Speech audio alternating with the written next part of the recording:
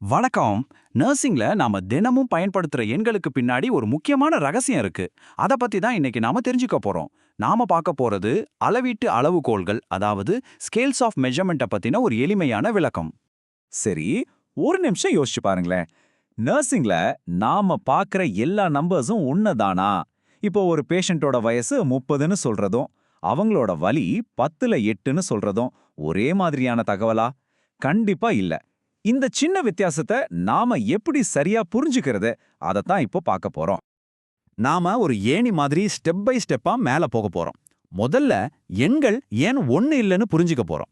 அதுக்கப்புறம் nominal, ordinal, interval, ரேஷியோன்னு 4 முக்கியமான அளவுகோல்களை பத்தி ஒன்னொன்னா பார்க்க போறோம். கடைசியா இதுல சரியானதை தேர்ந்தெடுக்கிறது ஏன் அவ்வளோ முக்கியம்னு தெரிஞ்சுக்கலாம். சரி, நம்மளோட முதல் கேள்விக்கு பதில் இங்கே தான் இருக்கு. டேட்டாவை சரியா புரிஞ்சுக்க நமக்கு உதவ போற அந்த ஸ்கேல்ஸ் ஆஃப் மெஷர்மெண்ட்டை பத்தி இப்ப நம்ம பார்க்க ஆரம்பிக்கலாம். இந்த சிஸ்டம் ஒரு சாவி மாதிரி தாங்க. நாம சேகரிக்கிற டேட்டாவோட உண்மையான அர்த்தம் என்ன, அதை வச்சு என்ன மாதிரியான அனாலிசிஸ்லாம் பண்ண முடியும்னு இதுதான் நமக்கு காட்டும். சிம்பிளா சொல்லணும்னா, இது நம்மகிட்ட இருக்கிற டேட்டாவுக்கு ஒரு ஒழுங்கமைப்பு கொடுக்குது. இப்ப பாருங்க, இந்த 4 லெவல்ஸையும் ஞாபகம் வச்சுக்கிறதுக்கு ஒரு சூப்பர் ஷார்ட்கட் இருக்கு. அதுதான் நோ ஐஆர், அதாவது நோஆர். இந்த படத்துல காட்டுற மாதிரி நாமினல் தான் முதல் படி, ரொம்ப பேசிக்கானது.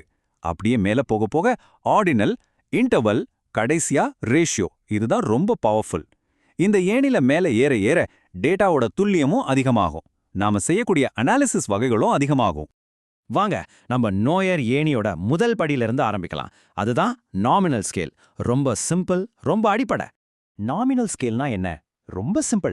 இது வெறும் பேர் வைக்கிறதுக்கு மட்டும்தான். இங்க நாம பயன்படுத்துற எண்களுக்கு எந்த கணித மதிப்பும் கிடையாது. அது வெறும் லேபிள்ஸ், அவ்வளவுதான். இதுல ரெண்டே ரூல்ஸ் தான்.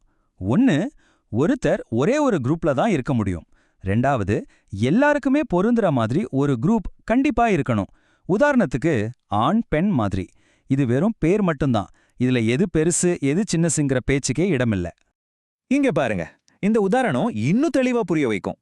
ஆண்களுக்கு 1னும் பெண்களுக்கு 2ன்னு நம்பர் கொடுத்தா அந்த 1ஐயும் 2ஐயும் கூட்டி சராசரி கண்டுபிடிக்க முடியுமா?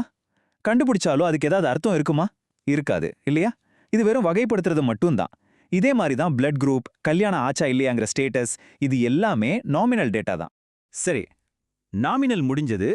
வாங்க அடுத்த லெவலுக்கு போலாம். இங்கதான் ஆர்டர், அதாவது வரிசை ரொம்ப முக்கியமாகுது. இது நாமினல் ஸ்கேலோட அடுத்த கட்டம்.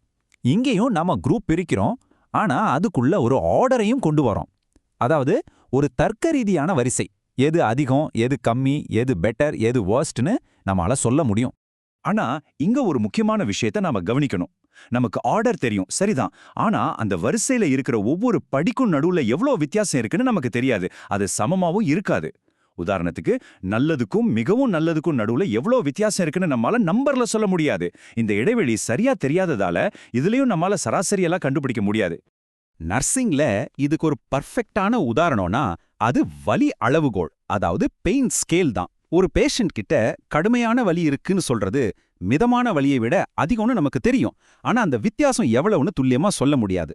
அதே மாதிரி வலி 8ன்னு சொல்றது 7ஐ விட அதிகம். ஆனா 7க்கும் 8க்கும் உள்ள வித்தியாசமும் 2க்கும் 3க்கும் உள்ள வித்தியாசமும் ஒண்ணுதான்னு நம்மளால சொல்ல முடியுமா? முடியாது. ஓகே, நம்ம ஏணியில அடுத்த படிக்கு வந்தாச்சு. இது இன்னும் கொஞ்சம் துல்லியமான ஒரு லெவல். இங்க புள்ளிகளுக்கு நடுவுல இருக்கிற தூரத்தையும் நம்மளால அளக்க முடியும். ஆர்டினல் ஸ்கேல்ல ஒரு குறை இருந்துச்சு இல்லையா? அந்த இடைவெளி எவ்வளோன்னு தெரியாது. அந்த குறைய இந்த இன்டர்வல் ஸ்கேல் சரி பண்ணிடுது. இங்க வரிசையில இருக்கிற ஒவ்வொரு புள்ளிக்கும் நடுவுல இருக்கிற இடைவெளி சமமா சீரா இருக்கும். இப்ப ரொம்ப முக்கியமான ஒரு பாயிண்ட்டுக்கு வரும். இடைவேளை சமமா இருக்கிறதால இங்க நம்ம கூட்டல், கழித்தல் எல்லாம் பண்ணலாம். ஆனா இதுல ஒரு உண்மையான பூஜ்ஜியம், அதாவது ட்ரூ ஜீரோ கிடையாது. இதுக்கு என்ன அர்த்தம்னா, இங்க ஜீரோங்கிற மதிப்புக்கு ஒண்ணுமே இல்லைன்னு அர்த்தம் கிடையாது. அதுவும் ஒரு மதிப்பு தான். இதுக்கு சூப்பரான உதாரணம் வெப்பநிலை. செல்சியஸ்லனா ஃபாரன்ஹீட் எடுத்துக்கோங்க. 20 டிகிரி செல்சியஸ்க்கும் 30 டிகிரிக்கும் நடுவுல இருக்கிற வித்தியாசம் தான் 30 டிகிரிக்கும் 40 டிகிரிக்கும் நடுவுலையும் இருக்கும். இடைவெளி சமமா இருக்கு. ஆனா 0 டிகிரி செல்சியஸ்னா வெப்பமே இல்லைன்னு அர்த்தமா? இல்ல, அதுவும் ஒரு வெப்பநிலை தான். அதனால தான் 40 டிகிரிங்கிறது 20 டிகிரியை விட 2 மடங்கு சூடுன்னு நம்மளால சொல்ல முடியாது. அவ்வளவுதான், நம்ம ஏணியோட உச்சிக்கே வந்தாச்சு. இதுதான் இருக்கிறதுலே ரொம்ப பவர்ஃபுல்லான, ரொம்ப துல்லியமான அளவுகோல். இதுக்கு பேரு ரேஷியோ ஸ்கேல். இன்டர்வல் ஸ்கேல்ல இருந்த எல்லா நல்ல விஷயங்களும் இதுலயும் இருக்கு. கூடவே அந்த ஒரே ஒரு முக்கியமான விஷயம், உண்மையான பூஜ்யம் இதுல இருக்கு. ஆமா, இங்க பூஜ்யம்னா நிஜமாவே ஒண்ணுமே இல்லைன்னு தான் அர்த்தம். இந்த ஒப்பீட பாருங்க, உங்களுக்கு வித்தியாசம் பழிச்சுன்னு புரியும். இன்டர்வல் ஸ்கேல்ல 0 டிகிரி செல்சியஸ்ங்கிறது ஒரு வெப்பநிலை. ஆனா ரேஷியோ ஸ்கேல்ல 0 கிலோனா எடையே இல்லைன்னு அர்த்தம்.